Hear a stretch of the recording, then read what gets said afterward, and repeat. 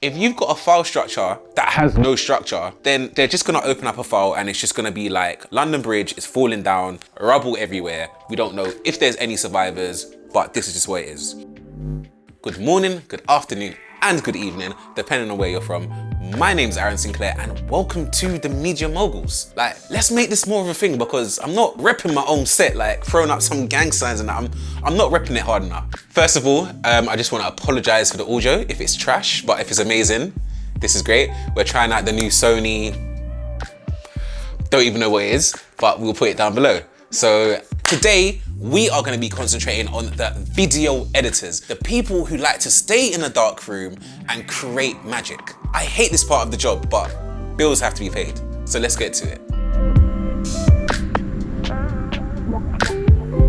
So welcome back. As I said before, we are going to be talking about video editing, but more importantly, we are going to be talking about file structure within your edit. When I say this, you may think, what are you talking about? But I'm talking about your organization, how your project looks, how your files look, and if God forbid you was to fall off a cliff, how is someone going to jump into your edit and finish your work? So as a video editor, it is very important that you are structured in what you do. It can help you navigate things and it can also help other people. So I say this is because if you're working on a project where there's let's say 5 editors, just for saying sake. If you was to leave or an editor needs to find something, if your files are all over the place, then it's gonna be a problem. When I leave the workplace, I don't want to be contacted. And it's not because I'm not social, it's because I wanna leave the workplace and go about my business. If you do your work and you're not neat, you'll find out that you'll start to get a lot of phone calls about situations like, oh, where's the export? Oh, where's a project file? Where's this? Where's that? And to avoid all of that, it is key that you have a clean file structure. Say it with me, guys. Clean file structure. When I say this, what I mean is to have clear and concise information of where everything is. The main things that you need to convey in your file structure is the footage, the audio, the project files, the graphics, final exports, and there is a few more other things that I cannot remember, but I will mostly show on screen. The reason all these are so important is because if someone else has to come into your work, or if a producer needs to find something, they need to know where everything is. If you've got a file structure that has no structure, then they're just gonna open up a file and it's just gonna be like, London Bridge is falling down, rubble everywhere. We don't know if there's any survivors, but this is just what it is. But if you have a clear, concise file structure, they can go in and be like, ooh, I need to export. Ooh, the export folder's there, it must be there. And then even in regards to that, if you save a file, say if this is my channel, if I have an export, it will say episode 10, version 1, episode 10, version 2, blah, blah, blah. If you're an editor, you know exactly what I'm talking about. But once you finish the project, what I like to do is make a folder called old. I might chuck the old exports in there and then I just have the final export there. So if anyone needs to come in and find the files, or if there's any problems, there is no discrepancy on what it is. And you can even put Media Moguls episode 10 final or Media Moguls episode 10 master. At least that way, when someone comes to look at it, they are clear and they have an understanding. This is the final. But when you have multiple files, it's not clear, it then causes confusion, which then goes back to people having to call you and be like, I can't find this, I need some help. And trust me, you don't want that. It's very, very long. Also, another example, when it comes to graphics, if you're working on a project which is like a series, there is certain assets that will be used again, again, and again. If you have all of those assets in one place, it also helps your life for the next edit. So you can literally just drag and drop all your assets from one folder to another and boom, all your files in one place. Simple. Like, I believe in working smarter and not harder because I'm lazy. I don't want to work harder than what I need to be. All this information also bounces into your edit. So I'll also show you my file structure within an edit, but this also helps. When you're doing an edit, I like to have a sequence folder. The reason this is so important is because I've said this before, Premiere Pro is a snake.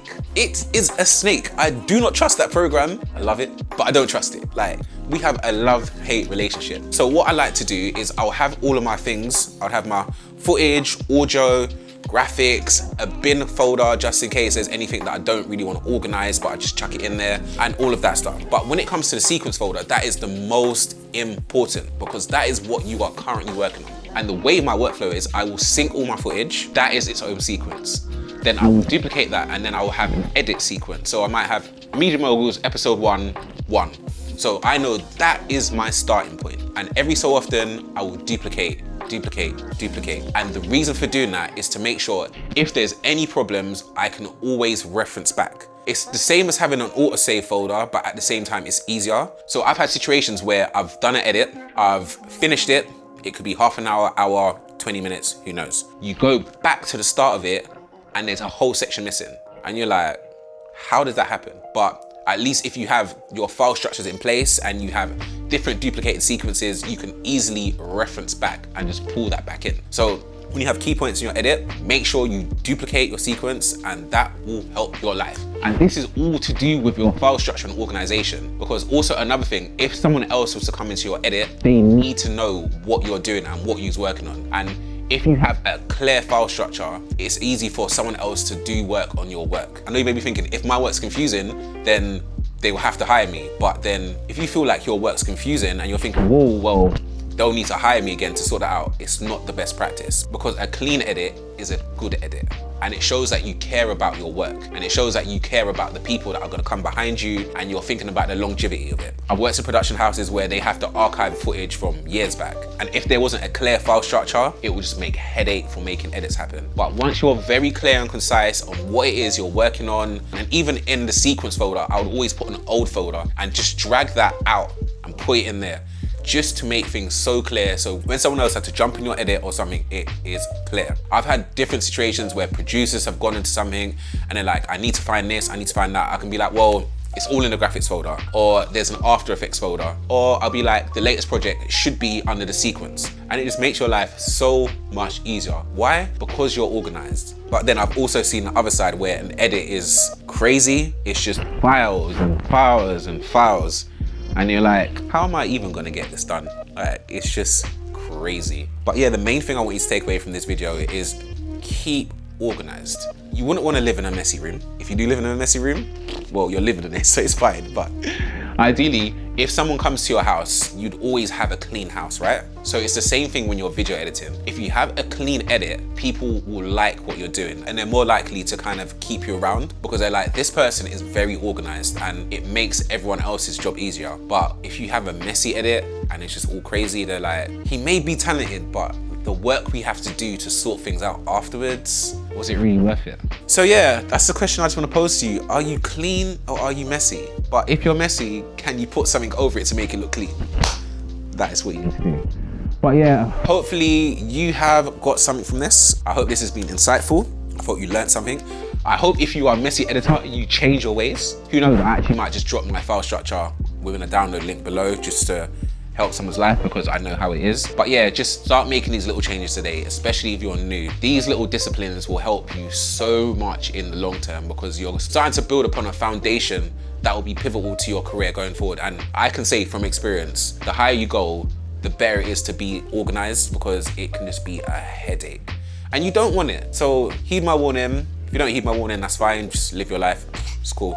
So do make sure to like, comment, and subscribe, because we're still out here producing, putting out videos to help you succeed and get by. So once again, my name is Sinclair, and this is the Media Moguls, and I will catch you in the next one.